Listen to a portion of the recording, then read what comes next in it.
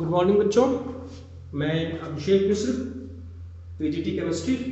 आज 12th class के लिए हमारा अगला चैप्टर, जिसका डिस्कशन हमने लास्ट क्लास में किया था, बायोमोलिक्यूल्स। लास्ट क्लास में हमने कार्बोहाइड्रेट्स की कंप्लीट स्टडी करी थी। आज हम डिस्कशन करेंगे प्रोटीन के बारे में।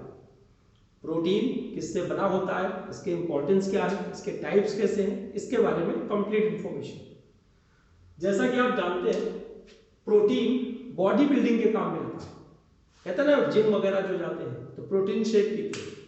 हमारी बॉडी में जो सेल्स डैमेज हो जाती हैं उसको रिपेयर करने का काम प्रोटीन का होता है, इसलिए इसे बॉडी बिल्डिंग मटेरियल भी कहा जाता है। अगर हम डेफिनेशन की बात करें तो जो प्रोटीन है ये ग्रीक वर्ड प्रोटियोस से लिया गया है। The word protein is taken from Greek word proteose, which means of prime importance, जिसकी हमें ज्यादा जरूरत होती है।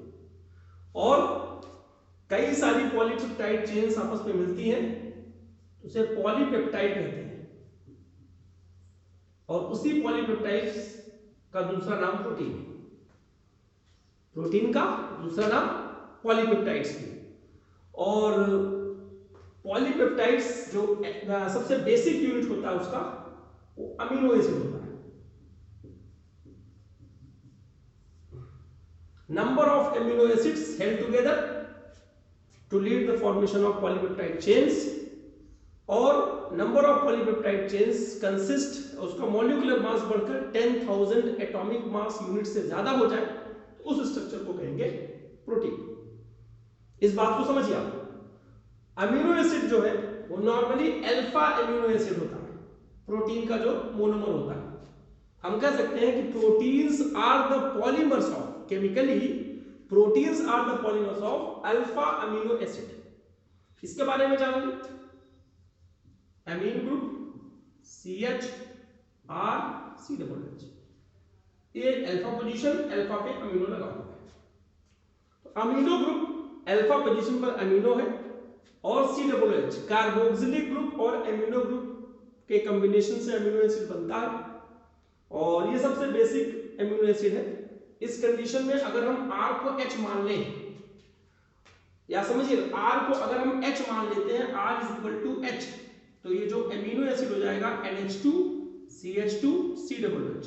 और इसी का नाम होता है ग्लाइसिन, जिसको नॉर्मली GLY लिख के छोड़ देते हैं। अमीनो एसिड को थ्री वर्ड ले लेते हैं, उसी के नाम से उसको बुलाया जाता है बायो में ज्यादातर GLY। और अगर R की वैल्यू को हम CH3 मान लें, R is equal to CH3, then what is the structure of amino acid? This is the structure of amino acid. इसी को बोलते हैं एलेनिन, बोलते हैं ALA। पहला एक कैपिटल कर दीजिए, ALA। This carbon is attached with 4 different group optically active carbon. All the amino acids are optically active except glycine, क्योंकि ग्लाइसिन में इस कार्बन पर 2 हाइड्रोजन। तो glycine is the simplest amino acid which is optically inactive, while all other amino acids are optically active, alanine। इसी तरह से number of amino acids 20 amino acids हमारे पास है, जिसका डिस्कशन आप एनसीईआरटी में देख सकते हैं। फिलहाल हमारा काम इन दोनों से चल जाएगा। हम आगे आपको क्या बताना चाहते हैं, इन्होंने कहा 2 तरह के अमीनो एसिड होते हैं हमारी बॉडी में। क्लासिफिकेशन जब करते हैं, essential amino acid, non essential amino acid. Non essential amino acid की अगर हम बात करें तो अपने ही सब्जेक्ट की बात कर लीजिए। नवोदय के बच्चों की बात हम नहीं कर रहे हैं, वो रेजिडेंशियल सेटअप पे रहते हैं। जो बच्चे नॉर्मल स्कूलों में पढ़ते हैं, हर सब्जेक्ट की ट्यूशन लेते हैं, अपने फ्रेंड सर्किल में पूछिएगा जो नवोदय का बच्चा नहीं होगा, फिजिक्स की ट्यूशन पढ़ते हैं, मैथ्स की ट्यूशन पढ़ते हैं, इंग्लिश की ट्यूशन पढ़ते हैं, केमिस्ट्री की ट्यूशन पढ़ते हैं, मतलब हिंदी की ट्यूशन नहीं पढ़ते। कई बच्चे तो इंग्लिश की ट्यूशन नहीं पढ़ते। क्यों नहीं पढ़ते भाई? वो कहते हैं चल जाएगा काम। तो इंग्लिश और हिंदी जिसकी ट्यूशन की जरूरत नहीं है, नॉन इसेंशियल सब्जेक्ट, वो काम चल रहा है। उसी तरह वो अमीनो एसिड जिनको हमारी बॉडी में अंदर ही अंदर बनाया जा सकता है, बाहर से लेने की जरूरत नहीं है, उन्हें बोलेंगे non essential amino acids. Those amino acids which are formed inside the body and there is no need to take them from outside. So those are called non-essential amino acid. Non-essential amino acid. Glycine और alanine इसके example है, glycine और alanine इसके example है non essential amino acids. अब essential क्या होता है? इसेंशियल में क्या बोला गया कि जिसकी जरूरत पड़े बिना बाहर से लिए हमारा काम नहीं चलेगा, हमारी बॉडी उसे प्रिपेयर नहीं कर सकती। यानी हम अपने आप फिजिक्स केमिस्ट्री मैथ्स नहीं पढ़ सकते, ट्यूशन पढ़ना ही पढ़ना है, बाहर से समझना है। तो दैट सब्जेक्ट या that amino acid, those amino acids are said to be essential amino acids. उसके जो एग्जांपल है इसेंशियल एमिनो एसिड, इसका एग्जांपल क्या है हम बता देते हैं आपको। ल्यूसीन, आइसोल्यूसीन, इसका स्ट्रक्चर आप एनसीईआरटी में चेक कर लीजिएगा, स्ट्रक्चर सिलेबस में नहीं है। और 20 एमिनो एसिड्स कुल हैं, इसमें से हमने केवल 4 के नाम बताए हैं, स्ट्रक्चर 2 का ही बताया। तो ये हमारे एमिनो एसिड्स का स्ट्रक्चर था, उनके क्लासिफिकेशन था उनका, उसके बारे में आपने जाना।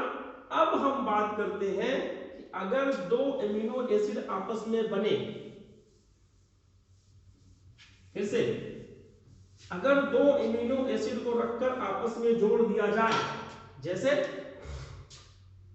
NH2 CH2 COOH plus NH2 CH CH3 COOH, इसको हीट करके केवल H2O निकालो, यहां से OH निकल जाएगा, यहां से H निकल जाएगा, क्या बनेगा NH2 CH2 CO NH CH CH3 COOH. This structure is said to be peptide bond. क्या कहा गया? Peptide bond.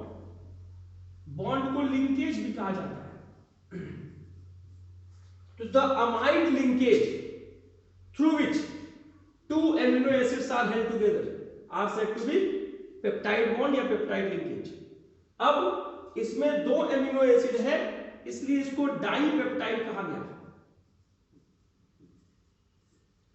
3 एमिनो एसिड होते हैं, 1 एमिनो एसिड और ले लेता tripeptide, 4 amino acid tetrapeptide, 5 amino acid pentapeptide. इसी तरह से मोर देन 10 एमिनो एसिड जब जुड़ जाते हैं तो पॉलीपेप्टाइड चेन बोलते हैं।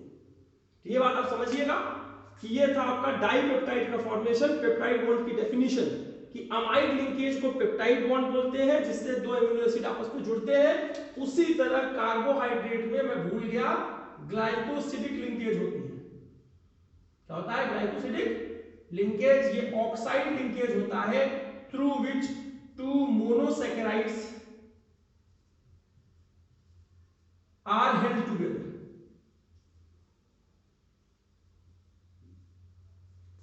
मोनोसैकेराइड्स को जोड़ने वाला ऑक्साइड बॉन्ड ग्लाइकोसिडिक लिंकेज कहा जाता है, और 2 एमिनो एसिड को जोड़ने वाला peptide bond peptide linkage bond, amide bond peptide linkage या पेप्टाइड बॉन्ड कहा जाता है। फिर से ऑक्साइड लिंकेज जो 2 मोनोसैकेराइड्स को जोड़ता है ग्लाइकोसिडिक लिंकेज कहेंगे, और अमाइड लिंकेज जो 2 अमीनो एसिड को जोड़ेगा उसे पेप्टाइड बॉन्ड या पेप्टाइड लिंकेज कहेंगे। इसी तरह अगर डाइपेप्टाइड में एक ही अमीनो एसिड होगा, ट्राई में 2 होंगे, टेट्रा में 3 होगा, पेंटा में 4 होगा, आप चेक करके देख लीजिएगा। More than 10 amino acids are present there, then the structure is said to be polypeptide chain. और पॉलीपेप्टाइड चेन कई सारी इकट्ठी हो जाए, वो पॉलीपेप्टाइड चेन जिसमें 100 अमीनो एसिड होते हैं और जिसका molecular mass 10,000 U 10,000 atomic mass unit के बराबर होता है, इससे ज्यादा होता है, उस पॉलीपेप्टाइड चेन को हम बोलते हैं कि ये हमारा प्रोटीन है। अब हम आगे बात करते हैं इसके बाद amphoteric behaviour of amino acid. अब इसको ध्यान से समझिएगा, ये अब तो एमसीक्यू के क्वेश्चन आने वाले हैं, तो क्या पता इसका वो उसमें हो। हम सिंपली एक एमिनो एसिड ड्रॉ कर रहे हैं। हमारा इस समय मेन कॉन्सेप्ट है एम्फोटेरिक बिहेवियर को रिप्रेजेंट करना एमिनो एसिड। अगर हम एसिडिक मीडियम डाल दें, एसिडिक मीडियम यानी pH is equal to less than 7, तो यहां पर ये जो लोन पेयर है ये इस H प्लस आयन को एक्सेप्ट कर लेगा, कैच कर लेगा और ये बन जाएगा एक कैटायनिक स्पीसीज। क्यों बताया? पेपर में आया है कि एसिडिक मीडियम में जब एमिनो एसिड होता है तो कौन सी स्पीसीज डोमिनेट करती है, कैटायनिक या एनायनिक? तो क्या बोलेंगे? कैटायनिक। जब ये बेसिक मीडियम होता है, pH is equal to more than 7, in basic medium और OH की प्रेजेंस में ये H प्लस आयन इसके साथ OH से रिएक्शन करके H2O बना के निकल जाता है। उस कंडीशन में जो हमारा स्ट्रक्चर होगा basic medium anionic species dominate करेगी। यानी एमिनो एसिड का सॉल्यूशन एसिडिक मीडियम में है तो कैटायनिक स्पीसीज और बेसिक मीडियम है तो एनायनिक स्पीसीज डोमिनेट करती है। But in aqueous solution, please mind it, but in aqueous solution यहां पर क्या होता है, कार्बोक्सिलिक एसिड अपना H प्लस आयन लूज करता है और उसको गेन कौन करता है, एमिनो एसिड। तो ये क्या बनता है यहां पे, NH3 plus CHR COO minus. This is dipolar ion, this is dipolar ion. इसी को हम बोलते हैं ज्विटर आयन, ज्विटर आयन। ये थोड़ा सा इसका जिक्र हमारा इलेक्ट्रोकेमिस्ट्री में भी था। अब ये एसिड और बेस दोनों से रिएक्शन कर सकता है। This explains the amphoteric behaviour of amino acid. हम क्या लिखेंगे, in aqueous solution carboxylic acid of H plus ion of carboxylic acid goes to the amino group and forms the dipolar species. This dipolar species is called deuter ion. It can react with acid as well as base. ये हमारी छोटी सी बात है जो amphoteric behaviour of amino acid को represent कर रहा है। हमसे कोई बात छूट जाती है तो हम कोशिश करेंगे उसको अगली क्लास में बताएं, और आप लोग भी हमें बता दीजिएगा कि हाँ सर ये टॉपिक रह गया, क्योंकि अभी जितना मुझे समझ में आ रहा है, जितना हमें ध्यान है, हम आपको बताने की कोशिश कर रहे हैं। अब बात करते हैं स्ट्रक्चर ऑफ प्रोटीन की। प्रोटीन का स्ट्रक्चर क्या होता है, तो मैं आपको डायग्राम के थ्रू बता दूं। This is called primary structure of protein, straight chain लगा होता है 1 degree structure. This is called secondary structure of protein, 2 degree structure. तो 2 डिग्री में तो एक ये भी होता है, इसके 2 शीट प्रेजेंट होते हैं, ये भी 2 डिग्री का फॉर्म है। ये अल्फा वाला फॉर्म है, अल्फा हेलिकल हेलिक्स, और इसका है बीटा प्लीटेड शीट। हम इसका मतलब आपको समझाएंगे, और फर्दर कॉइलिंग हो जाए उसे बोलेंगे 3 डिग्री स्ट्रक्चर ऑफ प्रोटीन। और 4 डिग्री में कहा गया कि कई सारे 3 डिग्री जब आपस में उलझ जाते हैं तो 4 डिग्री स्ट्रक्चर ऑफ प्रोटीन बन जाता है, क्वाटरनरी स्ट्रक्चर ऑफ प्रोटीन। इनको मैं एक्सप्लेन कर देना चाहता हूं। अगर ढेर सारे एमिनो एसिड एक लीनियर चेन में बने हों, उनका मॉलिक्यूलर मास 10,000 U से ज्यादा हो और वो प्रोटीन हो, then the structure is said to be 1 degree structure of protein. It is a strong structure because peptide bond is a real bond, और it is अगर if it breaks तो protein ही खत्म हो जाएगा, लेकिन प्रोटीन में रहने वाला काफी स्टेबल है। ये 2 डिग्री और 3 डिग्री से ज्यादा स्टेबल होता है। अब आगे further coiling of 1 degree structure of protein. ये क्वाइलिंग कैसे, किसी का कर्ली बाल लेकर आप खींच दीजिए तो प्राइमरी स्ट्रक्चर ऑफ प्रोटीन, और इसको छोड़ दीजिएगा तो कर्ली कर्ली आ जाएगा, इस तरह का स्ट्रक्चर आ जाएगा। इसे बोलेंगे 2 डिग्री स्ट्रक्चर ऑफ प्रोटीन। अब समझिएगा, in 2 degree structure of protein arises due to coiling of further folding of 1 degree structure of protein. अब इसमें क्या होता है, इसका कार्बन मोनोऑक्साइड, इसका amino group, sorry C double bond O group NH group से इंट्रामोलिकुलर H बॉन्ड बनाता है, INTRA, इंट्रा। अब इसका CO इसके NH से, इसके साथ इसकी कुछ स्टेबिलिटी बनती है, थोड़ा सा स्टेबल होता है, इंट्रामोलिकुलर H बॉन्ड के कारण फोल्डिंग हो जाती है इसमें। यहां पर क्या होता है, बीटा प्लीटेड शीट में CO इसके NH से इंटरमोलिकुलर H बॉन्ड बनाएगा,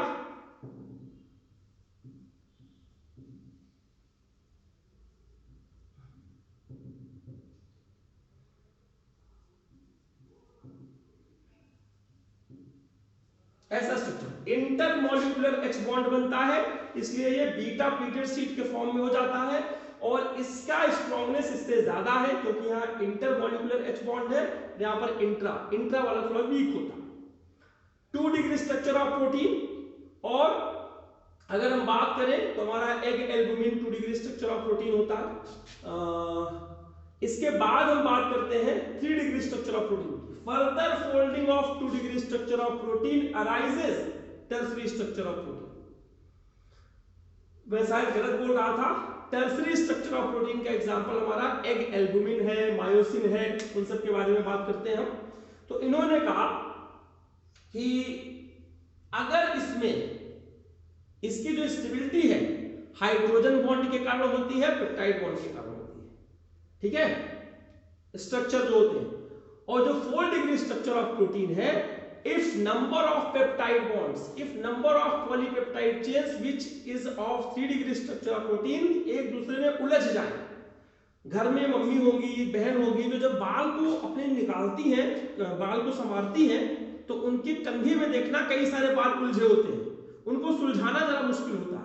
अगर एक बाल को हम प्रोटीन मान ले, पॉलीपेप्टाइड चेन मान ले, तो जो नंबर ऑफ हेयर आपस में उलझे हुए हैं, this structure, that structure is said to be 4 degree structure of protein. इस बात को आप समझिएगा। और 3 डिग्री स्ट्रक्चर ऑफ प्रोटीन के बारे में बात कर रहा था, egg albumin, myosin, these are the example of 3 degree structure of protein. अब इसके बाद हम बात करते हैं, एक टर्म आता है डीनेचुरेशन ऑफ प्रोटीन। डीनेचुरेशन का मतलब क्या होता है? प्रोटीन अपनी एबिलिटी लूज कर दे। 2 डिग्री है तो 1 डिग्री में हो जाए, 3 डिग्री है तो 2 डिग्री में हो जाए, उसे बोलेंगे denaturation of protein. When the phenomenon of loss of biological activity of protein due to the physical change या फिर chemical change. Physical change, change in temperature, change in pressure. Chemical change, नींबू डाल दिया दूध में, दूध में नींबू डाला तो दही बन गया, एक प्रोटीन दूसरे में कन्वर्ट हो गया। तो कर्डलिंग ऑफ मिल्क या सेटलिंग ऑफ कर्ड, दोनों एक ही बात है, उसे हम बोलते हैं डीनेचुरेशन, डीनेचुरेशन ऑफ प्रोटीन। अंडे को, कच्चे अंडे को देखो, उसको हिला के उसमें पानी होता है, लेकिन जैसे उसे बॉयल कर देते हैं वो पानी क्लॉट कर जाता है, सॉलिड हो जाता है, that is called denaturation of protein. Coagulation of egg white, कहते हैं पानी कहाँ जाता है? एग्जाम में आता है कि कच्चे अंडे को जब बॉयल करते हैं तो वाटर कहाँ गया? आप लिखेंगे it becomes coagulated due to denaturation of protein. अब जब प्रोटीन का डीनेचुरेशन होता है तो 3 डिग्री पर और 2 डिग्री पर तो फर्क पड़ता है, बट 1 डिग्री पर कोई फर्क नहीं पड़ता, it remains intact. On denaturation 2 degree and 3 degree structure of protein get destroyed, but 1 degree structure of protein remains intact, उस पर कोई फर्क नहीं पड़ता। इसी तरह मैं आपको एक बता दूं, एक टर्म था इसी प्रोटीन वाले चैप्टर में ही, उम्मीद है कि आपको ये बात अच्छी लगी होगी। हमने कोशिश अपनी पूरी की है कि आपको थोड़ा समझा सकूं, और कोई बात न समझ में आई हो तो आप मुझे व्हाट्सएप कर सकते हैं, हम बात करेंगे आपसे। हाँ जी, एक था फाइब्रस प्रोटीन और एक था ग्लोब्यूलर प्रोटीन। ये लीनियर होता है fibrous protein, thread like structure held together polypeptide chain through, और ये circle around, when the polypeptide chain circle around to give spherical shape, then the structure is said to be globular protein. Fibrous protein water में soluble नहीं होता, globular protein water में soluble होता है। शायद उल्टा बोल दिया, आप चेक कर लीजिएगा एक बार। और जो फाइब्रस प्रोटीन का एग्जांपल है मायोसिन है, और इसका एग्जांपल है एग एल्बुमिन, और एक हमारा पैंक्रियास से रिलेटेड कोई हार्मोन्स है, पैंक्रियास की बात कर रहे हैं, ये इसमें ग्लोबुलर प्रोटीन के अंतर्गत आता है। ये बात आप समझिएगा। इंसुलिन, इंसुलिन और egg albumin are the example of globular protein. Myosin जो केराटिन बालों में पाया जाता है, present in hair, silk and wool, उसे हम कहेंगे फाइब्रस प्रोटीन। मैं फिर से, linear, circle, spherical shape, water में सॉल्युबल, वाटर में इनसॉल्युबल, और एग्जांपल केराटिन एंड मायोसिन, यहां पर एग एल्बुमिन एंड इंसुलिन। तो ये सारा हमारा प्रोटीन के बारे में सारी इंफॉर्मेशन थी। हम चाहेंगे कि एनसीईआरटी के सारे क्वेश्चन आप इससे रिलेटेड करेंगे। अब जो हमारा अगला एक टॉपिक है, जिसके बाद ये आपका सिलेबस भी खत्म हो जाएगा। उम्मीद करूंगा कि आप लोग उसको अच्छे से समझेंगे पूरी केमिस्ट्री को। अगला टॉपिक हमारा है न्यूक्लिक एसिड, डीएनए और आरएनए। इनका डिफरेंस पहले देखिए, 10th क्लास से बच्चे पढ़ते आते हैं डीएनए क्या होता है, आरएनए क्या होता है। जो डीएनए है इसका फुल फॉर्म है डीऑक्सी राइबो न्यूक्लिक एसिड, और इसका सिर्फ नाम राइबो न्यूक्लिक एसिड। देखिए पहला डिफरेंस तो यही है, डीऑक्सी राइबो न्यूक्लिक एसिड, और इसका है राइबो न्यूक्लिक एसिड। पहला डिफरेंस तो यही हो गया। हम स्ट्रक्चरल डिफरेंसेस की बात करते हैं। डबल हेलिकल स्ट्रक्चर और यहां पर सिंगल हेलिक्स, सिंगल हेलिक्स। इसमें एक ही हेलिक्स होता है, डबल हेलिकल होता है। इसमें जो नाइट्रोजनस बेस होते हैं एडेनिन, थाइमिन, साइटोसिन और guanine. Adenine, thymine, cytosine, guanine, यहां पर थाइमिन की जगह यूरेसिल होता है और कोई डिफरेंस नहीं होता। एडेनिन, यूरेसिल, लिख देता हूं यहां पर uracil, adenine, cytosine, guanine. Same आप कर लीजिएगा, जो डिफरेंस है थाइमिन। ये नाइट्रोजनस बेस है, जो थाइमिन का डिफरेंस होता है, यहां पर थाइमिन की जगह यूरेसिल होता है आरएनए में। और एक फंक्शनल डिफरेंस जो डीएनए का फंक्शन है, वो अपने मां बाप के कैरेक्टर्स को अगली जनरेशन में ले जाना है। आप जानते हैं जिनका क्या काम है, to transfer genetic traits from one generation to next. अगर आपकी शक्ल मम्मी पापा से मिल रही है, this is because of DNA. आप कहते भी हैं कि डीएनए का यूज जो फिंगरप्रिंटिंग में किया जाता है, चोरों को पकड़ने में किया जाता है, कई सारे इसके डीएनए इंजीनियरिंग करके भी आगे सिलेबस चलता है, जेनेटिक इंजीनियरिंग, तो उसमें भी डीएनए का काफी सारा रोल होता है। हमें किसी का जीरोक्स कॉपी बनाना हो तो इस डीएनए के थ्रू बना सकते हैं, उसका डीएनए लेकर किसी का। अब आरएनए का सिर्फ सिंपल सा काम है protein synthesis, protein synthesis, please समझिएगा। डीएनए का काम है जेनेटिक ट्रेट्स को वन जनरेशन से नेक्स्ट जनरेशन में ट्रांसफर करना, और आरएनए का काम है प्रोटीन सिंथेसिस। डीएनए की एप्लीकेशन आप जरूर पढ़ लीजिएगा। डीएनए फिंगरप्रिंटिंग का कहां यूज किया जाता है। कोई क्लेम कर दे नाना ये मेरे पिताजी का, तो कैसे पता चलेगा कि है कि नहीं, तो डीएनए मैच करके हम चेक करके बता सकते हैं कि उनके पापा है या नहीं है, क्या रिलेशन है, बायोलॉजिकल रिलेशन है कि नहीं। चोर को पकड़ने के डीएनए फिंगरप्रिंटिंग का यूज किया जाता है। भाई देख लो वहां अपने निशान छोड़ दिए होंगे, ये क्राइम को कंट्रोल करने में इसका इस्तेमाल किया जाता है। ये आपके एनसीईआरटी में लिखा हुआ है। और ये डीएनए और आरएनए इन दोनों को मिला के एक टर्म बनता है nucleic acid. Nucleic acid, nucleic acid is of two types, DNA and RNA. Nucleic acid के दो फंक्शन, तो पहला फंक्शन डीएनए का लिखिए, दूसरा फंक्शन आरएनए का लिखिएगा। डीएनए आरएनए में डिफरेंस, ये पहला डिफरेंस, दूसरा डिफरेंस, तीसरा डिफरेंस स्ट्रक्चरल डिफरेंस था, और ये लास्ट वाला फंक्शनल डिफरेंस था कि ये जेनेटिक ट्रेट्स को वन जनरेशन से नेक्स्ट जनरेशन में ट्रांसफर करता है, और ये प्रोटीन सिंथेसिस में हेल्प करता है। और इस डीएनए के डायग्राम की यहां आपको जरूरत नहीं है, आप लोग चाहे तो डायग्राम समझ सकते हैं। बायो के बच्चे तो अच्छे से देखेंगे कि जब हम एडेनिन के साथ थाइमिन का बेस बॉन्डिंग करते हैं, तो यहां पर केवल 2 बॉन्ड बनता है, हाइड्रोजन बॉन्ड बोलते हैं। और साइटोसिन का जब गुआनिन के साथ बनाते हैं तो ट्रिपल बॉन्ड आता है। ये भी हाइड्रोजन बॉन्ड की बात कर रहे हैं। यहाँ ट्रिपल क्यों होता है, वहां डबल क्यों होता है, ये भी बायो के बच्चे समझे। इन दोनों के स्ट्रक्चर में डिफरेंसेस होते हैं। यहाँ 2 ही साइट होती है हाइड्रोजन बॉन्ड बनाने की, और इन दोनों के बीच में 3 साइट्स प्रेजेंट होती है। स्ट्रक्चर देखेंगे तो क्लियरली समझ में आ जाएगा। अब मैं बात करता हूं, अगर डीएनए के 2 स्ट्रैंड हैं, मैं हल्का सा बना के दिखाता हूं आपको, ये तो अगर एक स्ट्रैंड के पास 5